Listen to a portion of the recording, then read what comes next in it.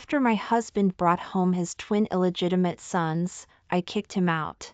In the 18-degree below zero weather of Riverview City, I risked everything to jump into the icy pit, saving my fiancé, Henry Thompson, who had fallen through the ice, leaving a deep gash from my eyebrow to my cheek. Because of the delay, I had a week of high fever and coma, and I could never be a mother again.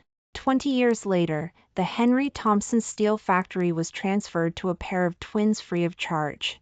It wasn't until the end that I found out they were my husband's illegitimate sons, born 10 years ago. My father-in-law and mother-in-law had been living with them in the city center. Stunned, I grabbed Henry Thompson and argued hysterically, turning everything upside down. Everyone advised me, "You are a couple who have shared joys and sorrows, supporting each other. What's the big deal about 2 children? You can't have any more anyway, so just accept them. Henry Thompson has never disliked you for not being able to have children. The Menendez family has such a large business, someone has to inherit it." I looked at Henry Thompson, my heart aching. Although he was almost 40, his hair was still black, and he wore a custom suit, making him look even more dignified and domineering. "I can accept them, but you can't see Amanda Green again." Henry Thompson stood up, took the wedding photo off the wall, and threw it into the trash can. "Amanda Green has endured hardship for me for 20 years, and I can't abandon her." He looked at me, his eyes devoid of warmth. "If you can't accept Amanda Green, from today on, I'll stay there on Mondays, Wednesdays, Fridays, and Sundays, and come back to be with you on Tuesdays, Thursdays, and Saturdays." I clenched my fist tightly, no longer arguing with him. "In that case, let's get a divorce." One inside the house, everyone was stunned by my words. Henry Thompson stopped in his tracks, frowned, and looked at me with annoyance. "Susan Smith, can you stop making trouble? If this gets out, it won't just be me who's embarrassed, but the company too." Father stood up, walked up to me in 2 steps, and slapped me in the face. "When are you going to stop making trouble? Do you want to ruin everyone?" Everyone surrounded Father, holding him back and trying to persuade me. Henry Thompson's face was very ugly, and his eyes fell on me with a hint of dissatisfaction. "Susan Smith, after 20 years, why are you still so willful?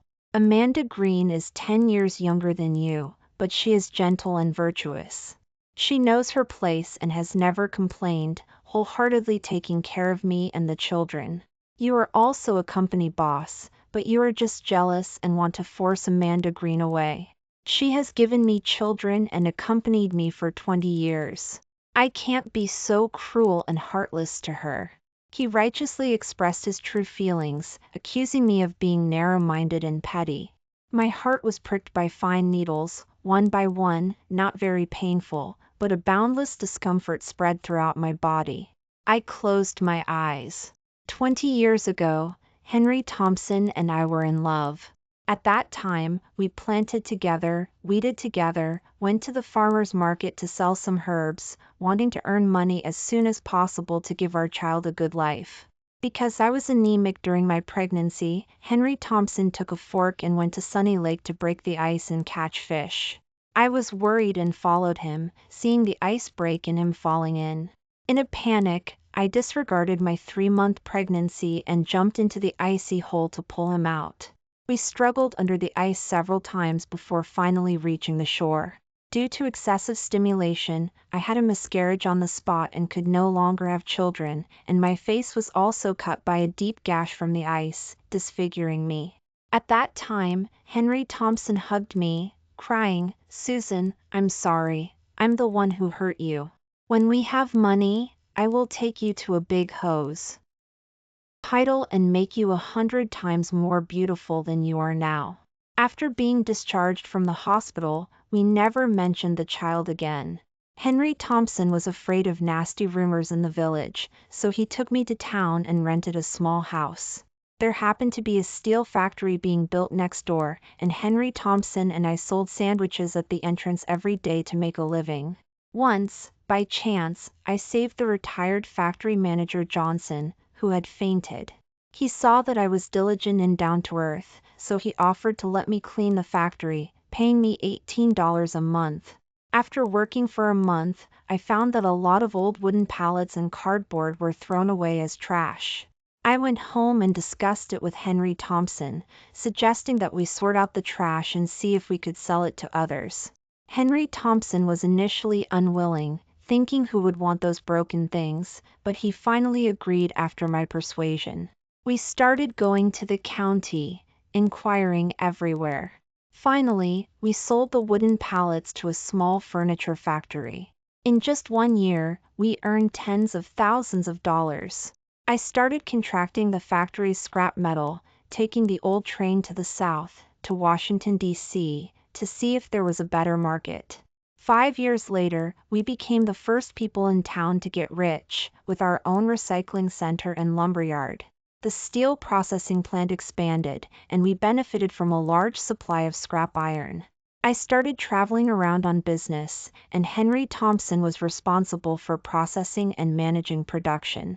10 years later, we established the Henry Thompson Steel Processing Plant, becoming the first private enterprise in the reform and opening up, with 3 lumberyards and a cardboard factory under our name. When things got better, I suggested adopting a child, but Henry Thompson disagreed. "Susan, you are enough for me in this life.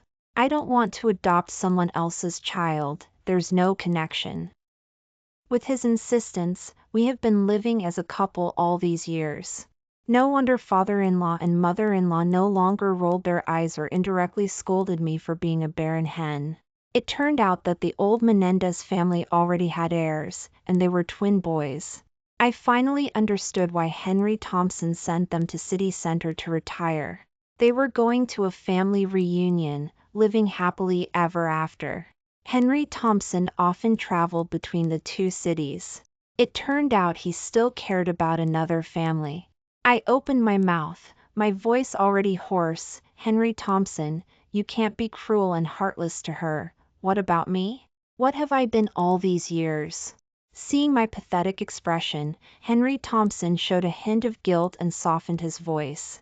"I'm sorry, Susan. Please understand me. I am the only male in the Menendez family, and I can't let the family line end in my hands. Think about it, we've worked hard all our lives, with tens of millions in assets. We can't just give it to outsiders, can we? As long as you don't make trouble, Amanda Green can live with you peacefully, she won't take your place, and the children will call you Mom and be respectful to you." I wiped away my tears and stared blankly at Henry Thompson. "You mean, I have to be generous and accept Amanda Green, thank her for giving birth to sons to be respectful to me, and in the future, you will openly take her to various occasions, and I have to greet her with a smile and call her sister?" Henry Thompson frowned. Amanda Green has given birth to 2 grandsons for the Menendez family and is a hero of the Menendez family. It's not appropriate to call her a sister.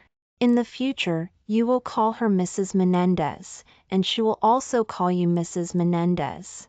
I looked at Henry Thompson in astonishment. How could he do this to me? Perhaps he felt it was inappropriate, so he called all the relatives and friends out. "Susan, I know you can't accept it for a while, but that's how it is.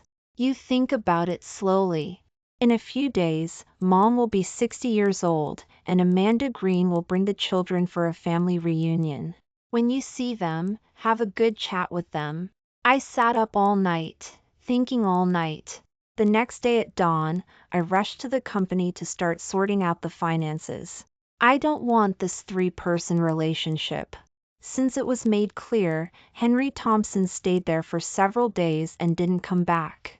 Sister and older nephew came back and told me about the investigation. Listening to nephew's indignant narration, my heart sank into an ice cellar.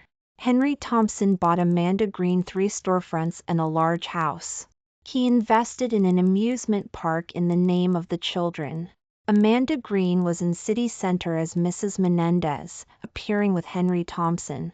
Everyone thought they were a couple. They envied their talented and beautiful appearance and their deep love. Although I had cried my eyes dry these days, my tears still fell drop by drop as I listened to sister and nephew's warm daily life. I don't understand how people can be so cold-blooded. 20 years of feelings, how can he just change? When Henry Thompson came back, he saw me sitting on the sofa crying uncontrollably. When he hugged me, he still had a faint scent of gardenias, which must be a simple and gentle woman. He gently wiped away my tears and kissed my forehead. For a moment, I vaguely felt like I was back 20 years ago. That was when we loved each other the most. We ran to Oak City because the customer refused to admit the receipt, saying we forged it. That was all our savings, including the money borrowed from relatives and friends. We could only block the boss from arguing to begging. We only dared to eat 2 sandwiches a day, and drank well water when we were thirsty. We slept in the bridge hole at night, shivering from the cold. That day, the boss found gangsters to break Henry Thompson's leg. I was crying like this, too. Thinking about giving up and going back. If it continued like this, Henry Thompson would lose his life. Henry Thompson was also hugging me tightly like this, wiping away my tears. Susan, don't cry, we will get the money back. Even if I lose everything, I will bear it myself. The tears of that year and the tears of this year overlapped, and the bitter taste spread to my throat. Henry, don't see her again, okay? Now there is a new technology called in vitro fertilization. Let's do in vitro fertilization, okay? I'm not afraid of suffering, I'm only 45, I can definitely. Henry Thompson's body stiffened, and his eyes glanced outside the door. Following his gaze, I realized that he was not the only one who had returned. This was the first time I met Amanda Green.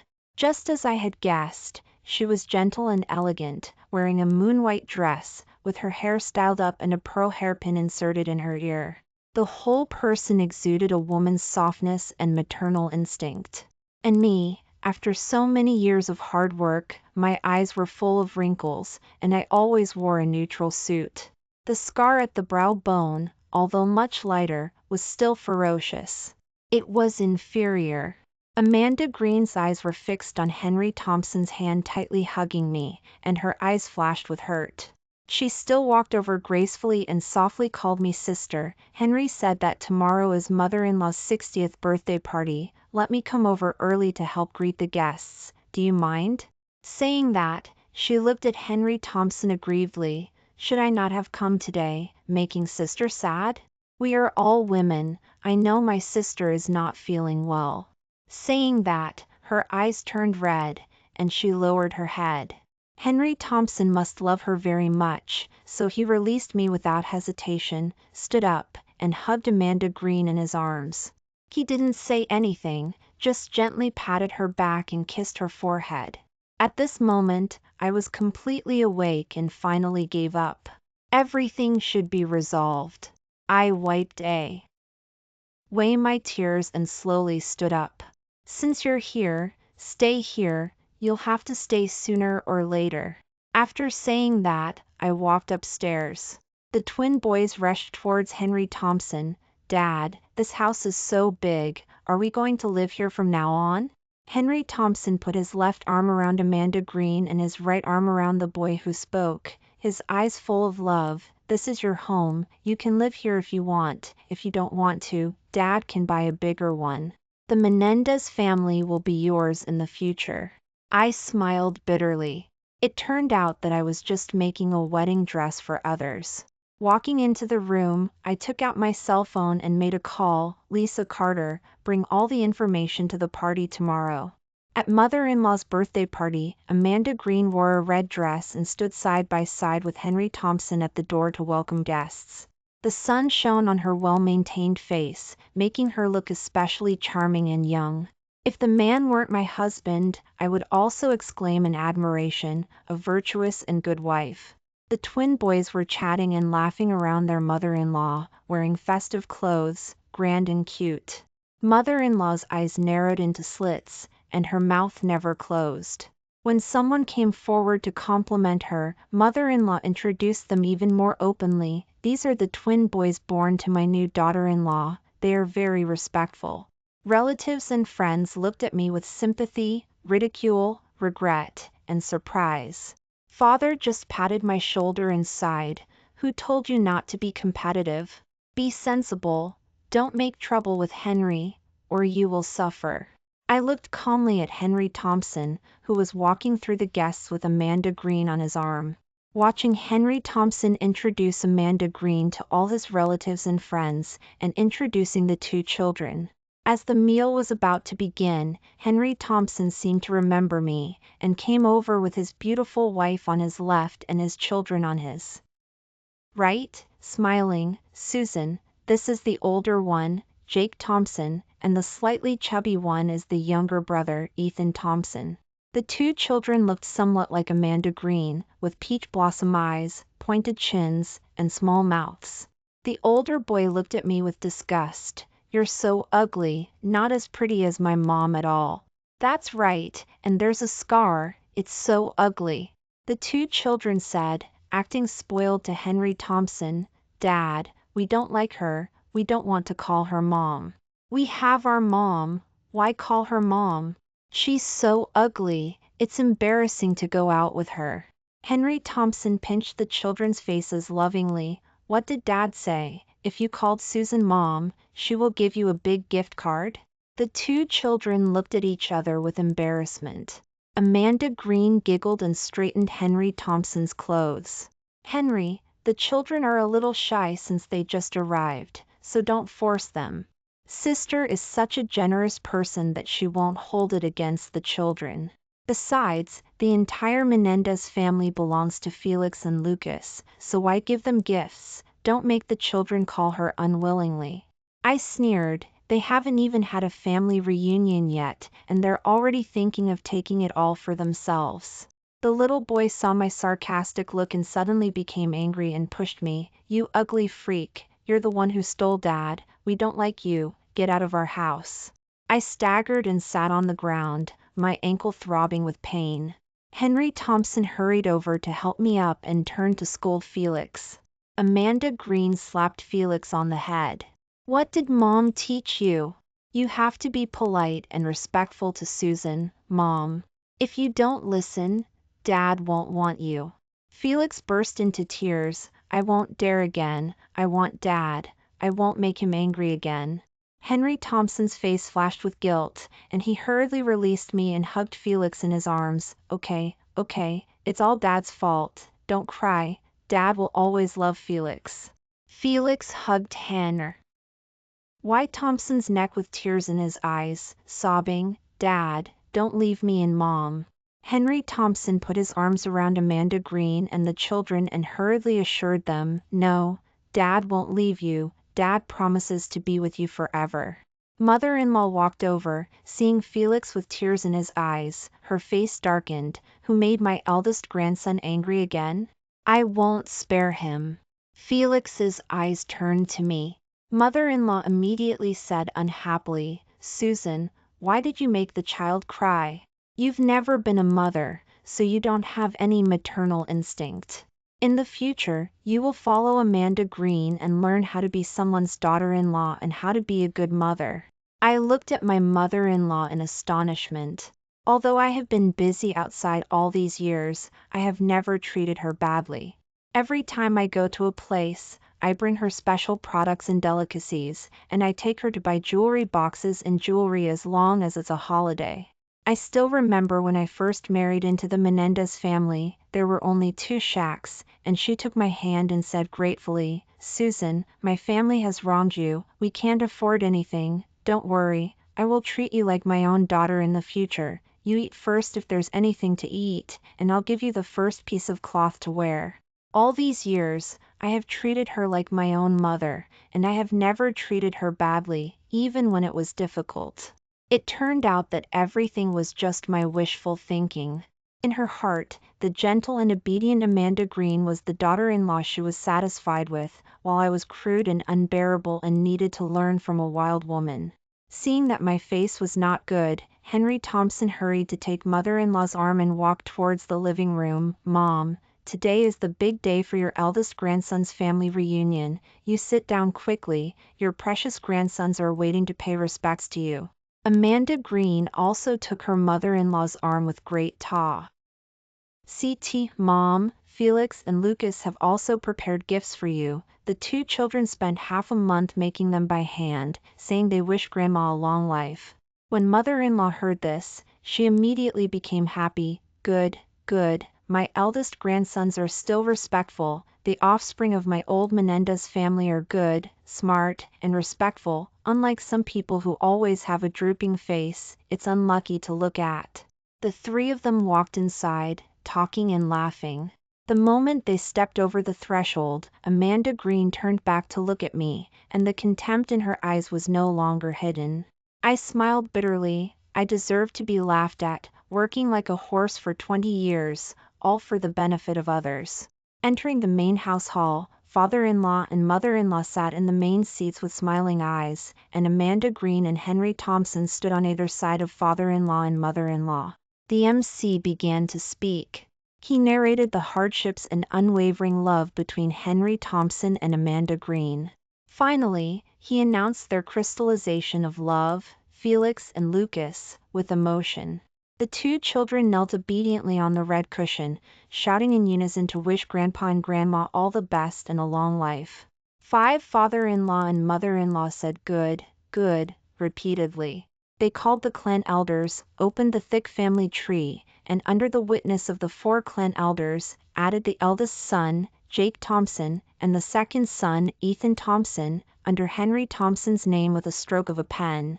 Everyone applauded and congratulated the father-in-law and the mother-in-law. It seemed that Amanda Green was the Menendez family's legitimate daughter-in-law, while I was just the Menendez family's horse, a hen that couldn't lay eggs.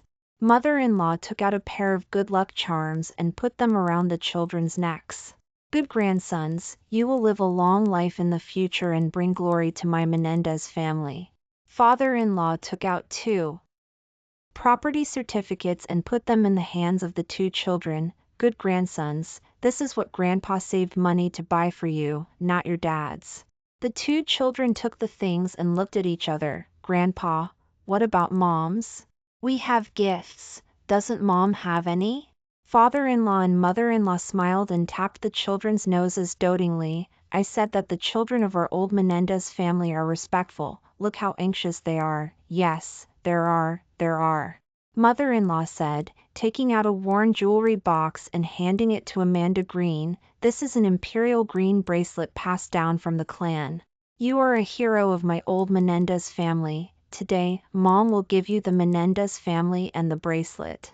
Amanda Green opened the jewelry box with a snap, and everyone gasped.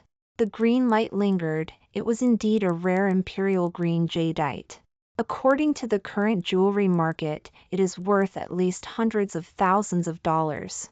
Amanda Green immediately said happily, Mom, it's too valuable, I can't take it. Mother-in-law put it back in Amanda Green's hand. You are the daughter-in-law of the Menendez family. Who else would I give it to if I didn't give it to you? Amanda Green hesitated and looked up shyly at Henry Thompson. Henry Thompson nodded with a smile in his eyes. Amanda Green, take what Mom gives you. You have been wronged all these years. Henry Thompson said, taking the microphone and saying loudly, today is not only a double blessing, but I also have a big announcement to make. All of our relatives and friends are here today, so let's all be witnesses. The hall instantly quieted down, and everyone looked at Henry Thompson in confusion. Henry Thompson took a step forward, raised his right hand and said loudly, today I officially announce that the Henry Thompson Steel Factory will be transferred to the names of Felix and Ethan Thompson, and the 3 lumberyards will be given to Ms. Amanda Green. The whole place was NTLY silent, and the air stopped flowing. The Henry Thompson Steel Factory was worth $60 million, and the 3 lumberyards were also worth $20 million. I didn't expect Henry Thompson to just give it away like that. He was not even 50 years old, and how eager he was to express his true feelings. He completely forgot about me. forgot about the steel factory, the lumberyard, the businesses that I worked so hard to negotiate, and the empire that I worked so hard to build. I clapped my hands and walked in, pushing the crowd aside. Mr. Menendez's deep affection and righteousness are admirable. But is it a little despicable, or shameless, to take his wife's money and give it to his mistress? I looked at Henry Thompson with cold eyes, wanting to see if he had any conscience or humanity. Henry Thompson's face changed, and he grabbed my arm and glared at me fiercely. "Susan, what are you talking about? Go home right now." Saying that, he whispered in my ear, "All the closest friends and relatives are here today. Don't be temperamental, we'll talk about it when we get back." I shook off Henry Thompson, grabbed the microphone, and said solemnly to everyone, "Since everyone is here today, we can just be witnesses. I, Susan Smith, am officially getting a divorce from Henry Thompson. At the same time, I have asked a lawyer to take inventory of the property, and I will divide all the family property in half." Henry Thompson's face turned ugly, and he stared at me with gloomy eyes. In front of everyone, how could he be embarrassed to say that the property was all his? My contributions over the years are obvious to all. Before Henry Thompson could speak, mother-in-law became unhappy, slapped the table, and scolded, "Divided in half with you? Susan, I didn't expect you to be so greedy. Why should the Menendez family's things be divided with you? Don't think that you have made great contributions by helping Henry manage the company. You are the daughter-in-law of the Menendez family. You must earn money for the Menendez family." Seeing my solemn expression, father-in-law coughed and spoke, Okay, Susan has also been with Henry for 20 years. Although she hasn't given birth to a son or daughter, she has also made contributions. I will make the decision and give her $50,000. My Menendez family is kind and righteous, not stingy people. Since she wants to leave, let her go." I laughed. It turned out that dividing me with 50,000 out of tens of millions in assets was kind and righteous. I looked at Henry Thompson. "Henry Thompson, since you have taken back your mistress and illegitimate sons, let's break up peacefully.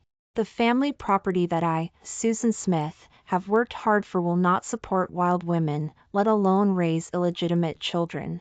Henry Thompson opened his eyes wide and slapped me in the face. "Susan Smith, who are you calling illegitimate children? Amanda Green and I are a legal couple. Our children are legitimate." Amanda Green sighed lightly and walked over, looking at me with sympathy, and took out a red marriage certificate and showed it to everyone. "Henry Thompson and I are a legal couple. We have a marriage certificate." Saying that, she looked at me contemptuously. "Susan Smith, I was thinking that you saved Henry and were disfigured and no one wanted you, and you were so devoted to Henry, so I acquiesced to you following Henry as a mistress, but I didn't expect you to be so greedy." I looked at the marriage certificate in shock. The left side was printed with golden dragons and phoenixes, auspicious symbols and the character for happiness, and the right side was the traditional characters of the marriage certificate, with golden lanterns on top and 2 magpies below. This was the first edition of the official marriage certificate. Henry Thompson and I have been married for 20 years. It's not that I didn't know about Susan Smith, it's that I don't like to compete for me and fortune, and I am considerate of her illness," Amanda Green said slowly, with a proud expression. I stared at the marriage certificate with red eyes, not giving up. It was only 5 years after I married Henry that he and Amanda Green obtained an official marriage certificate. And my marriage certificate was just a handwritten document. All these years, I have been busy with business and never thought about getting a new official marriage certificate. Today, I have become a mistress, a third party that everyone despises. Henry Thompson looked at me helplessly. "Susan, I was thinking that you saved me back then and were so devoted to me all these years, so I didn't want to expose all of this. Amanda Green can tolerate you generously, but why do you have to make trouble? Now it's good, everyone knows that Amanda Green is my legally married wife." I stared at Henry Thompson in disbelief and asked with a trembling voice, "Then what about me? Who am I?" Henry Thompson turned his head, his voice neither high nor low. "Although you don't want to admit it, it can't change the fact. You are the mistress, the third party." A thunderbolt struck my brain, and I stared at Henry Thompson dumbfounded.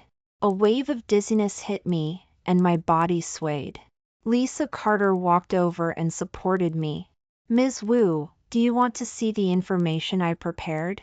I waved my hand and smiled bitterly.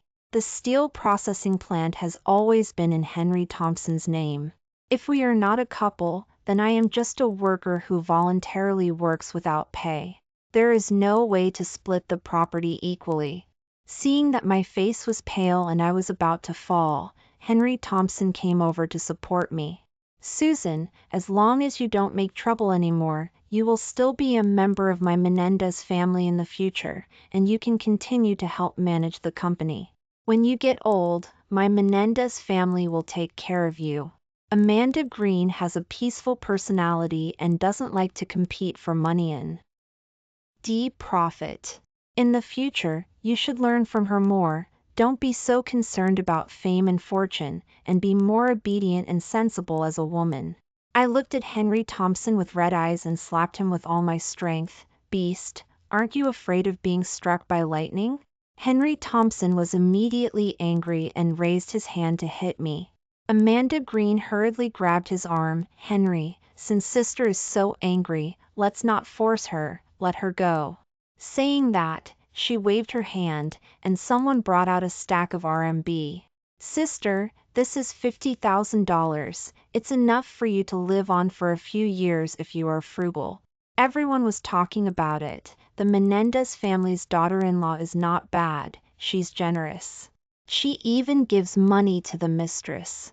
That's right, if it were me, I would hit her with a stick and then pour shit and urine on her face. Looking at Amanda Green's proud expression, I picked up the money and threw it in her face. "You will go to hell."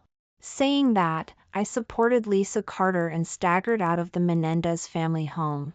Walking out of the Menendez family home, I realized in despair that I had nowhere to go. There was not a single property of my own.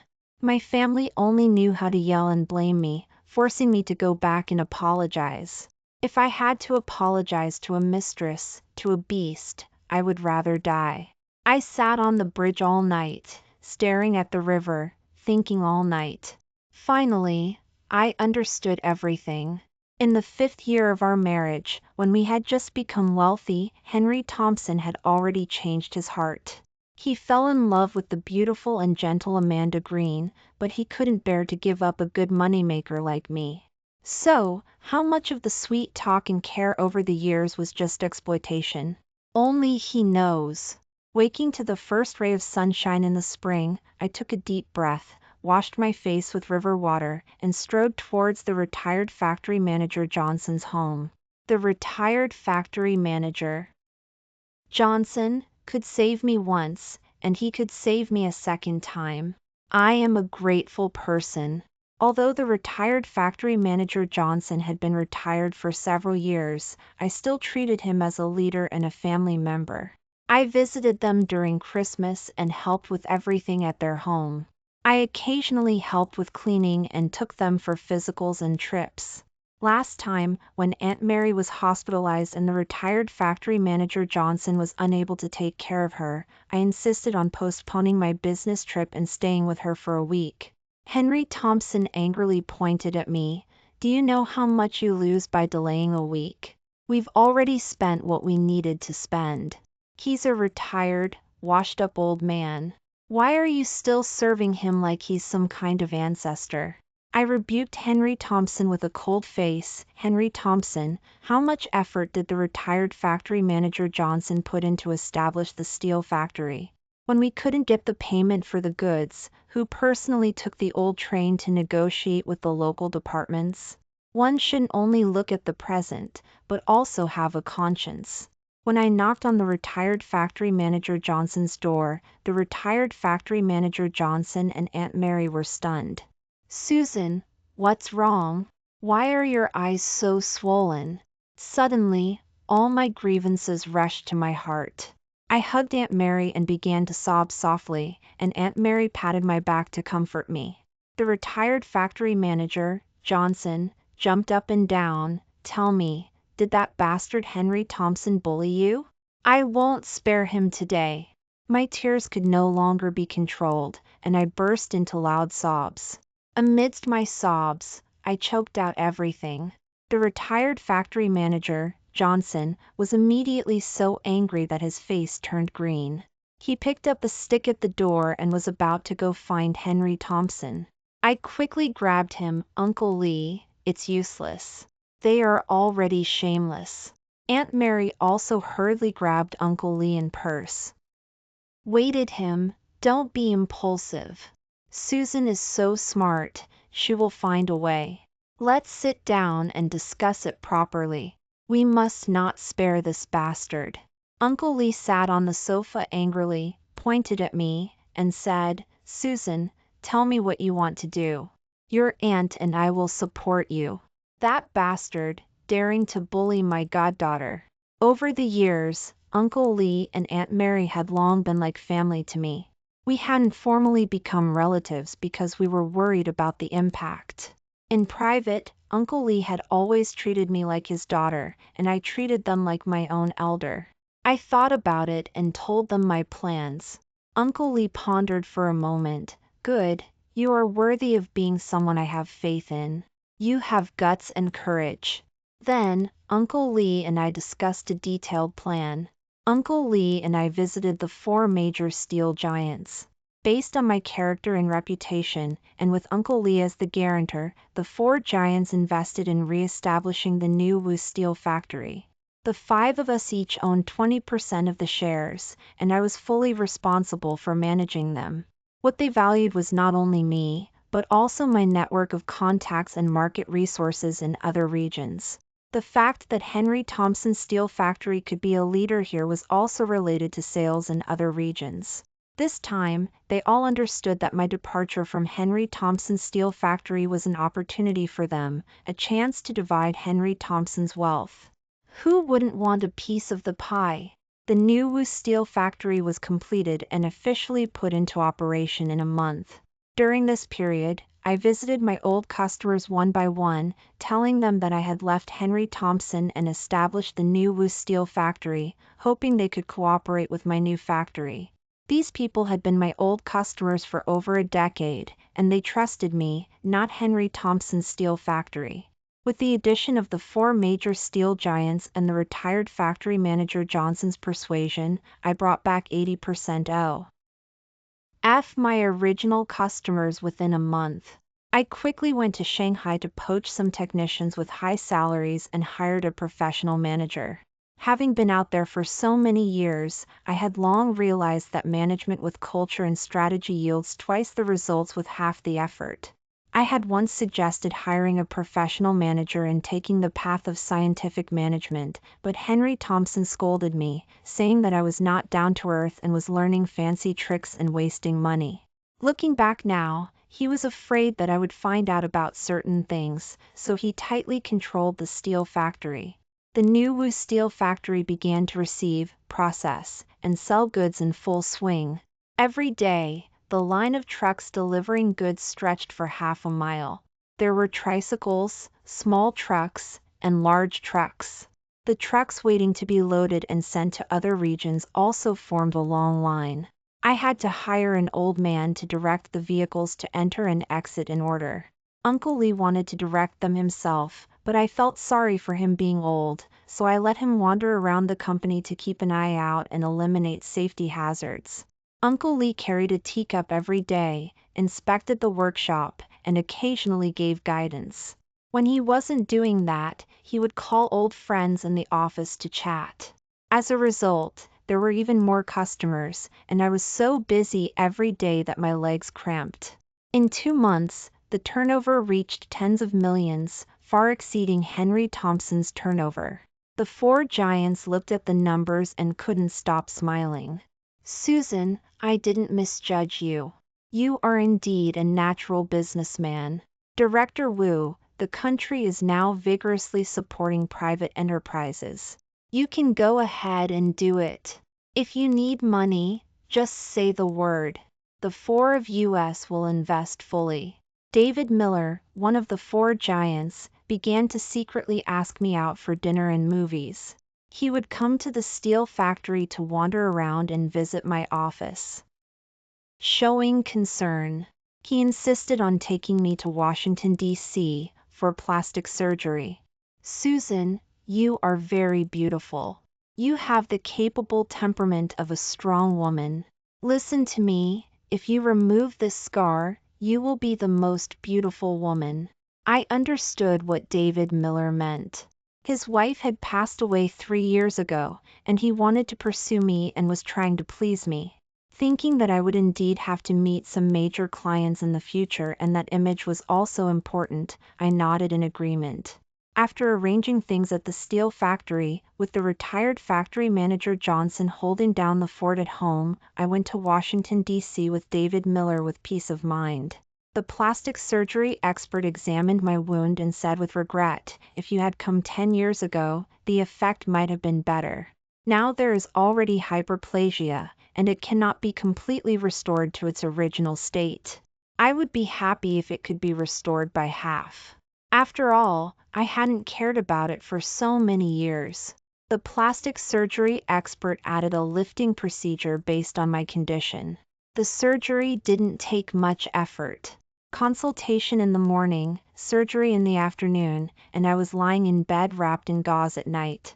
David Miller was like a diligent daughter-in-law, pouring tea, serving water, and cooking meals. He would peel fruit and warm it up for no reason. After staying for a week, the doctor unwrapped the gauze. Looking at myself in the mirror, I couldn't help but be stunned. Perhaps it was because I hadn't been in the sun during my hospital stay, and my skin was much whiter from applying ointment every day. The wrinkles around my eyes were gone, and the frown lines on my forehead were also gone. Except for a slight redness and a faint scar on my eyebrow, I looked 10 years younger. David Miller immediately took me to a large department store and picked out several sets of smart business attire for me. Looking at the white suit and black skirt, I couldn't help but pull my legs back. David Miller pushed me in front of the mirror. Looking at myself in the mirror, I couldn't help but open my mouth. Isn't this a woman on TV? Is this me? David Miller looked me up and down with satisfaction, then frowned slightly and took me to a barber shop. Pointing to a picture, he said to the barber, "Just do it according to this for her. The price doesn't matter." As soon as the barber heard this, he immediately perked up and started rubbing and curling my hair. When I was half asleep, he said, "Okay, miss, are you satisfied?" I opened my eyes and looked at myself in the mirror, and couldn't help but open my eyes wide. My chubby cheeks are covered by slightly curly, shoulder-length short hair, and my entire chin and face shape look much smaller, adding a bit of feminine softness. David Miller held my shoulders, smiled, and said, "I knew I had good taste. If you dress up, you are the most beautiful woman in Rivertown. Which woman has your capable aura? If you were my wife, I would have taken care of you properly long ago." As soon as he said those words, the surroundings instantly became quiet. I was also stunned.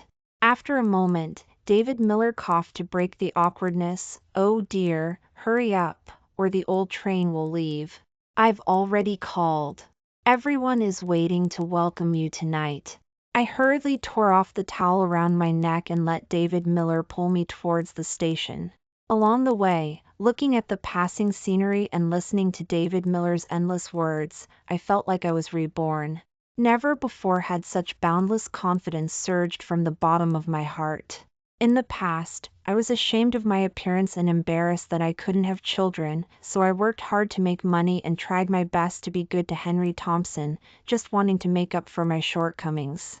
Now that I think about it, was all of this my fault? Was my appearance something I was born with?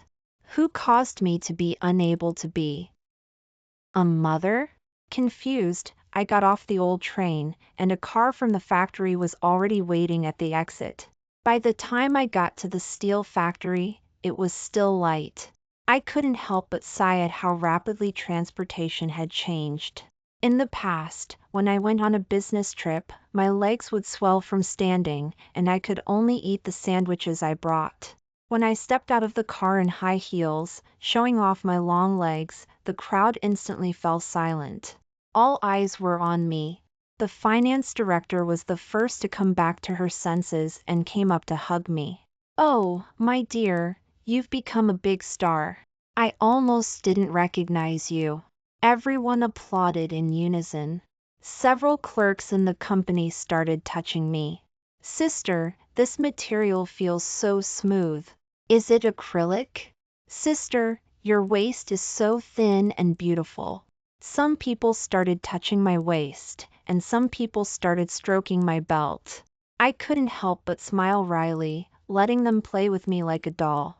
It was all my fault for being too easygoing and letting them treat me like equals every day. Now I was embarrassed and could only hold it in. Just as everyone was chattering, a familiar voice rang out, "Susan, is that you?" Several of the older and younger women stopped and looked at the person who had arrived.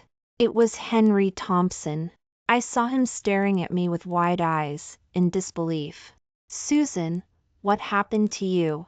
I calmly smoothed my hair. "What's wrong, Mr. Menendez? Am I an eyesore?" "No, no, I mean you've become more beautiful." Before I could speak, several sisters were unhappy. "When is our Susan not beautiful? It's just that some people, like Chinchimmy, prefer vixens." That's right. They treat someone reeking of cheap perfume as a treasure every day, and they think our Susan is too good to even carry their shoes. Several of them were sharp-tongued, one after another sarcastically mocking Henry Thompson. "Mr. Menendez, you wouldn't be thinking of going back on your word now that you see how beautiful our Susan is, would you?" Let me tell you, our Susan isn't blind. We find men who have been with vixens disgusting. Henry Thompson's face turned ugly. "Have you said enough? I am Susan's husband, and I am your boss. Be careful, or I'll fire you all." "Oh dear, didn't you get a marriage certificate with that vixen? When did you become our Susan's husband again?" "What? Did you dump the vixen overnight, or did you kick her out? Now you know how good our Susan is?" "It's too late. Susan has pursuers now." Seeing that everyone was getting off topic, I quickly said, "Henry Thompson, what do you want to say to me?" Henry Thompson looked around at everyone. "Susan, let's go to your office to talk." As he spoke, he wanted to reach out and pull me. I shook him off. "Mr. Menendez, to avoid gossip, let's just talk here." Henry Thompson looked around and said with a forced smile, "Susan, I know I spoke too harshly that day. I'm here today to apologize to you." "Don't be angry.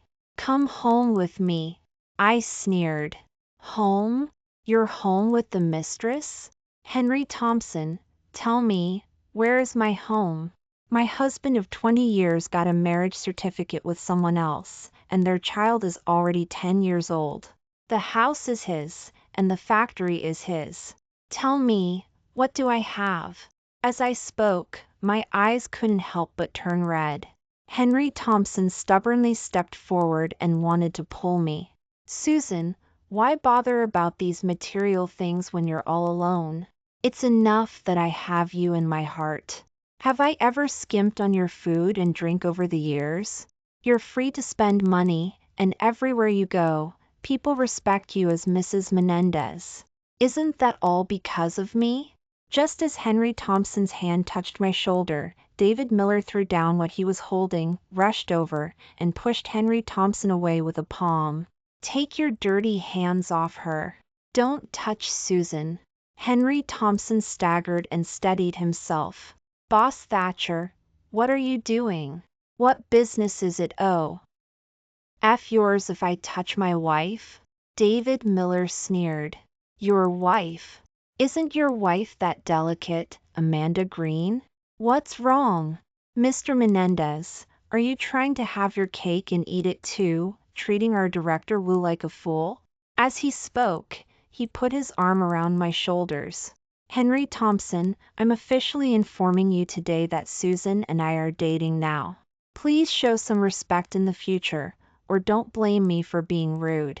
Everyone gasped and quickly scanned back and forth between me and David Miller. Henry Thompson was stunned, then quickly reacted. You're talking nonsense. Susan and I have been husband and wife for 20 years. She is my wife. Stop spouting nonsense. David Miller grabbed Henry Thompson and stared at him fiercely. Okay, you say Susan is your wife?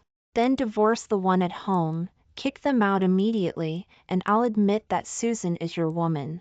Henry Thompson stiffened, but still stubbornly said, my affairs are none of your business. How much do you know about the relationship between Susan and me? She likes me and is willing to follow me without a title. David Miller couldn't bear it any longer and punched him in the face. You bastard, I'm going to beat you to death today. The two quickly started fighting. Everyone immediately stepped forward to pull them apart, but anyone with eyes could see that they were all taking the opportunity to kick Henry Thompson and slap him. By the time the two were separated, Henry Thompson's lip was broken, his face was swollen, and there was a big bump on his forehead. Henry Thompson wiped the corner of his mouth and angrily pointed at me. Susan, you're just watching him bully your husband? Is that what a wife should do? I didn't want to waste my breath on a piece of trash. I walked over, took David Miller's arm, and gently wiped his face. Honey, why bother arguing with him? Are you hurt anywhere? Let me see. Henry Thompson's face immediately darkened, and he pointed at me with a trembling finger. Susan Smith, do you have any shame? You're flirting with another man in front of me. Do you still know what shame is? I walked over and slapped him in the face. Do you have the right to talk to me about shame? Take a look at this first before you talk to me about shame. As I spoke, I slapped a piece of paper on his face with a snap. Originally, I didn't want to expose him. What did it matter to me if Henry Thompson was willing to wear a green hat and raise children for someone else? But I didn't want to waste my breath arguing with a lunatic. Let him go home and argue with his mistress. Henry Thompson grabbed the paper while still indignantly accusing me. Susan Smith, are you looking down on me because I am not young? You're undermining your own company for the sake of another man. You're still. His voice stopped abruptly. Henry Thompson's eyes were fixed on the paper. This, impossible. How could it be? I said indifferently, Mr. Menendez, instead of wasting your breath arguing with me, you should go home and ask your good wife. If that doesn't work, you can take them to Washington, D.C., tomorrow for a DNA test. Oh, the next old train ticket should be at 6 o'clock tomorrow morning. You should have time to go home now. Henry Thompson suddenly pointed at me. Amanda Green would never betray me. How could such a kind and virtuous person betray me? You must be jealous of her and deliberately framed her. You, vicious woman, Amanda Green, even kindly advised me to take you in. I didn't expect you to be so evil and create a fake DNA test. David Miller looked at Henry Thompson with an idiot's gaze. Mr. Menendez, these samples were personally obtained from you by a friend of mine, and 2 copies were taken. You can suspect me, but how can you not trust Susan? Is she the kind of person who would engage in petty tricks? As he spoke, he said arrogantly, this time in Washington, D.C., I accompanied Susan for a comprehensive examination. The doctors sigh. That the miscarriage caused by falling into the water would only reduce the chances of pregnancy. Susan is completely capable of having children. You must be the one who can't produce. Everyone spoke up one after another. For 20 years, it turns out that he was the one who couldn't get it up, raising someone else's children, and still being smug about it every day. Susan is so open and above board. When you kicked her out, did she ever say a word to scold you or cause trouble for you? You're stubborn. That's right. Susan is so generous. She was cheated on and still said that others were spreading rumors. You deserve to be played like a monkey. The more people said, the worse it sounded. Henry Thompson's face turned from green to purple, and then from purple to red. Finally, he pointed at me. Susan Smith, you wait. If it turns out that you're behind this, I won't spare you. As he spoke, he fled in a panic. The next time I heard news about Henry Thompson was 10 days later. Henry Thompson had broken 3 of Amanda Green's ribs and fractured her leg.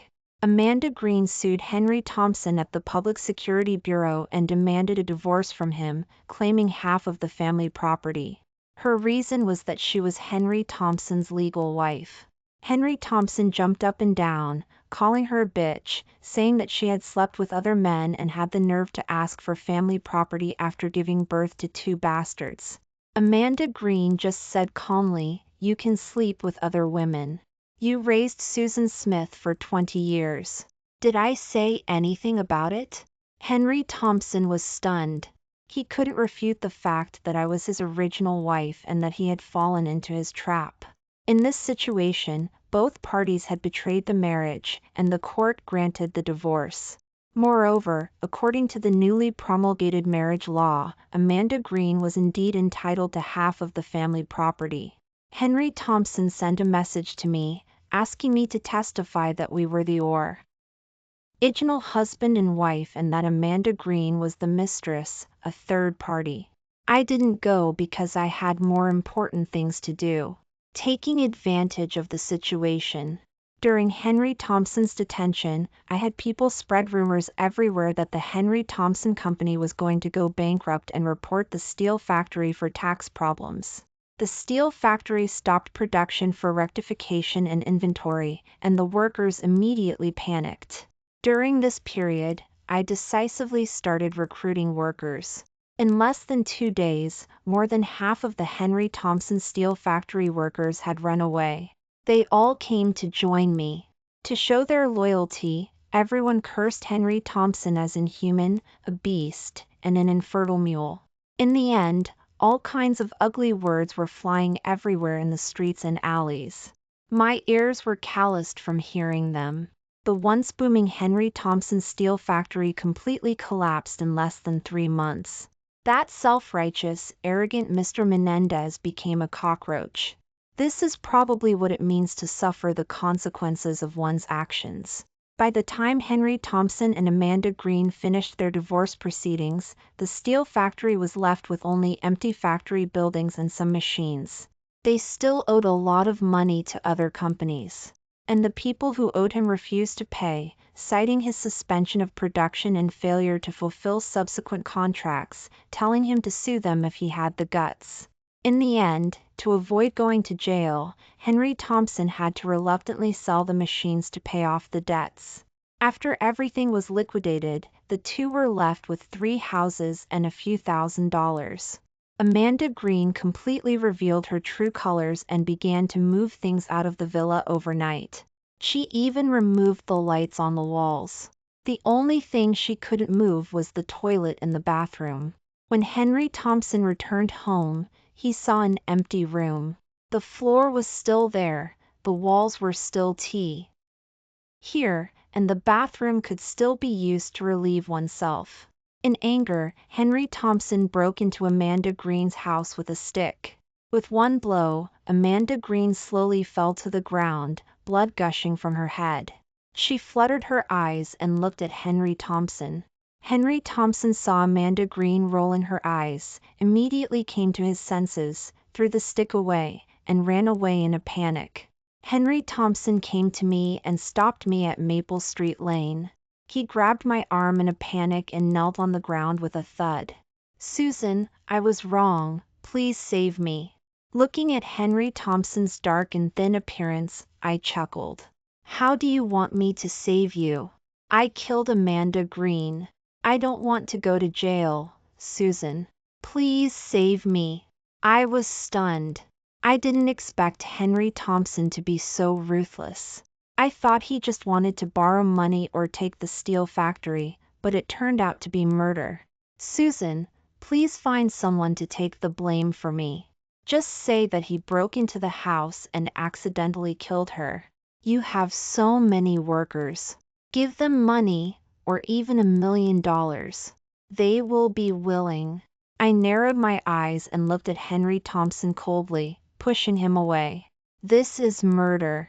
It's a death sentence. How can you treat human life so lightly? Who would want money more than their life? Henry Thompson hesitated, then gritted his teeth and knelt again with a thud, kowtowing to me desperately. Susan, if it doesn't work, please take my place. Don't worry, I will smooth things over for you when you go in. You won't be sentenced to death. I will help you manage the steel factory, and all the money I earn will be yours. A surge of anger rushed to my head, and I kicked Henry Thompson away. I wanted to slap myself to death. For 20 years, I had married something like this, and calling him a beast was an insult to beasts. Henry Thompson still wanted to pounce on me, but David Miller rushed over and stood in front of me. I grabbed David Miller and said in a deep voice, "Don't do anything. Call the police immediately. He killed Amanda Green." Soon, the police arrived and took Henry Thompson away. Before getting into the car, he struggled desperately. Susan, you said that you would give up your life for me in this lifetime. You can't ignore me. You must help me find a lawyer. Susan, I was wrong. I know I was wrong. I care about you. You can't be so heartless and ignore me. A week later, Henry Thompson was sentenced to 30 years for intentional homicide. Amanda Green didn't die, but she was as good as dead. Her brain was damaged, and she was paralyzed, sometimes conscious and sometimes confused. No one cared about the 2 children, so they had to be sent to an orphanage. Henry Thompson's father-in-law and mother-in-law came to me, looking 10 years older in just a few months, walking unsteadily. Susan, you are the wife of Henry Thompson, married in broad daylight. You can't ignore him. Susan, your mother-in-law and I are old and confused. Don't hold a grudge against us. We still have to rely on you, our daughter-in-law, in the future. I sat in the office, not even raising my head, and had the security guards send them out, instructing them not to let them in again. Henry Thompson's father-in-law was right. The Menendez family's genes were indeed strong, with the same shamelessness and brazenness. Henry Thompson called from prison and wanted to see me. I directly said they had the wrong number. After calling 20 times in a row, no one contacted me again. From then on, the past drifted away with the wind, and I began a new life. 3 years later, I was recognized as an outstanding female entrepreneur and represented Rivertown at the National Assembly Hall, standing on the podium of the National Assembly Hall, feeling the earth-shaking changes brought about by the reform and opening up. I met more excellent bosses and came into contact with more industries. I decisively went to the U.S. to study and establish a new processing plant. During this period, David Miller was always with me, encouraging me. David Miller and I got married. He has a 15-year-old daughter who is very cute and likes me very much. Amid the hustle and bustle, my life became complete, with a husband, a child, and a career. Following the tide of reform and opening up, our family of 3 strode forward, leaving behind a trail of laughter and joy.